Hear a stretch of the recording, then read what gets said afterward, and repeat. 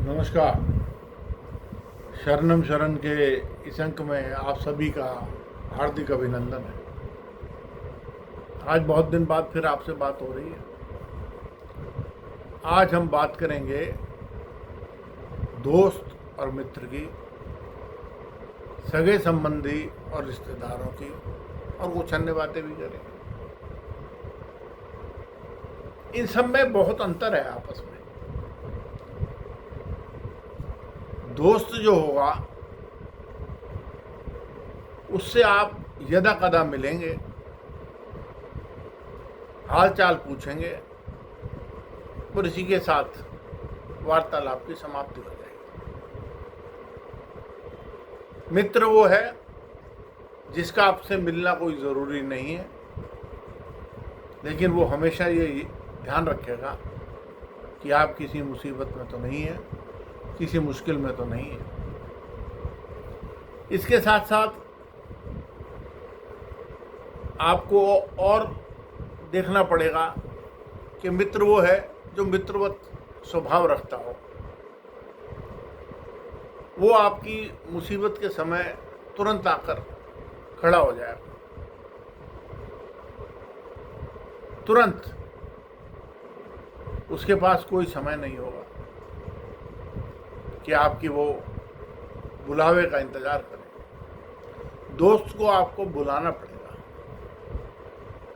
और वो भी ऊपरी भाव से आएगा। मान लो आपकी पैंट पीछे से फटी हुई है, दोस्त उस समय अपनी पैंट चेक करेगा कि उसकी पैंट तो नहीं फटी हुई, लेकिन मित्र उसी समय आपके पीछे चलने लग जाएगा कि आपकी फटी हुई पैंट किसी को दिखाई ना दे। ये तो मित्रवत स्वभाव है। मित्र आपके लिए हमेशा हमेशा खड़ा रहेगा, चाहे आप उससे संबंध रखें या ना रखें। यही आपके लिए भी उसके लिए धर्म है। अब सगे संबंधी और रिश्तेदार। सगे संबंधी सबसे खतरनाक प्राणी है, और रिश्तेदार उससे भी ज़्यादा खतरनाक। इन दोनों पे विश्वास करना आपके लिए कोई बुद्धिमत्ता का परिचायक नहीं। ये दोनों ही अपने फायदे के लिए आपके साथ संबंध रखते हैं। इसमें से रिश्तेदार तो फिर भी कुछ अच्छी परिस्थिति में रहते हैं। वो आपके सुख दुख में आकर हाथ जोड़कर खड़े हो जाते हैं। आप अस्पताल में भर्ती हुए तो आ गए आपको एक बार देखने। आपके घर में कोई दुर्घटना हो गई, आ गए वहाँ पर हाथ जोड़ने। लेकिन जो रिश्तेदार हैं वो दुनिया के सबसे खतरनाक प्राणी हैं। रिश्तेदार, इनको नाम जो दिया गया है वो निंदक नीरे राखिए से रखा हुआ है। यहाँ नीरे का मतलब नज़दीक। इंग्लिश में भी नियर को नज़दीक ही कहते हैं। निंदक नीरे राखिए, ये सबसे ज़्यादा आपकी निंदा करते हैं। इनको सिवाय अपने मतलब के किसी और से कोई मतलब नहीं। इनकी अपनी धोती में आग लगी हो तो ये उसको बुझाने से पहले ये कोशिश करते हैं कि वो आपकी धोती में आग लगा दें। इनके अपने कपड़े फटे हुए हों तो ये आपके कपड़े फाड़ देंगे। ये दुनिया के सबसे खतरनाक प्राणी हैं। इनसे आपको हमेशा बच के रहना है। ये समाज को दिखाने के लिए कि आपके कुछ सगे संबंधी हैं, आपको अपने घर पे होने वाले प्रायोजनों में बुलाएंगे। ये असाधारण भक्ति भाव भी दिखाएंगे। जैसे इनसे अच्छा कोई भक्ति संगीत का कार्यक्रम चला ही नहीं रहा। लेकिन उस समय इनकी परिस्थिति जो मानसिक है वो बड़ी द्वंद्वपूर्ण रहती है। इनके घर में नया एसी लगेगा तो ये 5-10 अड़ोसी पड़ोसी मेहमानों को बुलाकर दिखाने की कोशिश करेंगे। कुछ ना होगा तो एक सत्संगी रख लेंगे ताकि वो घर की सजावट देख लें। ये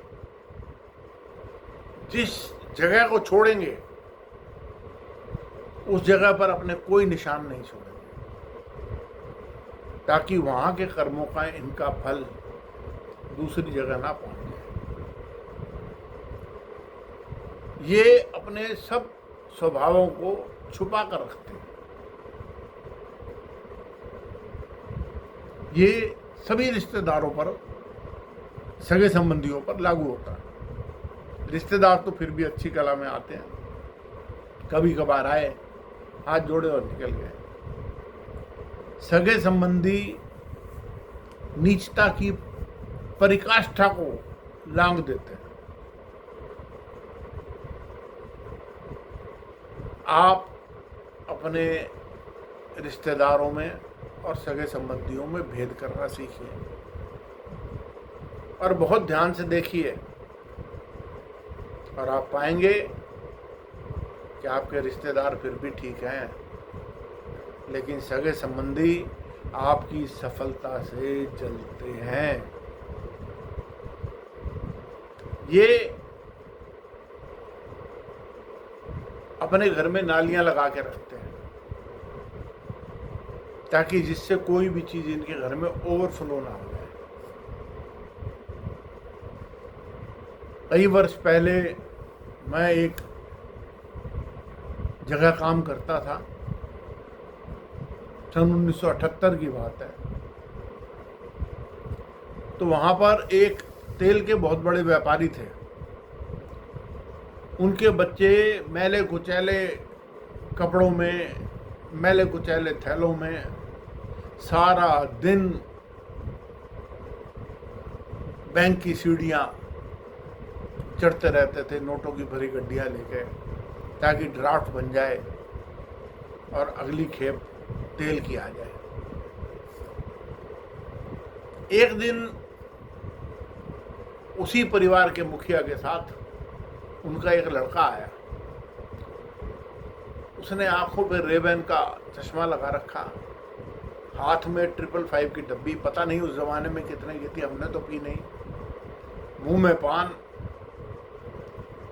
और ब्रांडेड शर्ट। मैंने पूछ लिया, मैं कहा लाला जी ये कौन है? वो बोला बेटा ये हमारे घर की नाली है। मैंने कहा ये नाली कैसे है? उन्होंने कहा बेटा भगवान ने हमें सब कुछ दिया, धन धान्य दिया, पूरा परिवार दिया, खूब पैसा दिया, लेकिन वो पैसा ओवरफ्लो होके कहीं बाहर ना निकल जाए, इसलिए उसने हमारे घर में ये नाली लगा दी, इससे पानी बहता रहता है। आपके जो रिश्तेदार इस तरह के हैं उनके घर में एक नाली लगी हुई होगी जहां से उनका पैसा निकलता रहेगा। आपके रिश्तेदारों के नाली नहीं लगी होगी, वो संभल के रह रहे होंगे। ये नाली सिर्फ सगे संबंधियों के लगी होगी। आपके मित्र, आपका बच्चा गलती करेगा तो तुरंत आके आपको बताएंगे, लेकिन आपका दोस्त उसे भूल जाएगा, नजरअंदाज कर देगा, कहेगा चलो करता है तो करने दो, मुझे क्या पड़ी है दूसरे के फड्डे में टांग अटकाने से। बस इसी तरह से ये जीवन चल रहा है।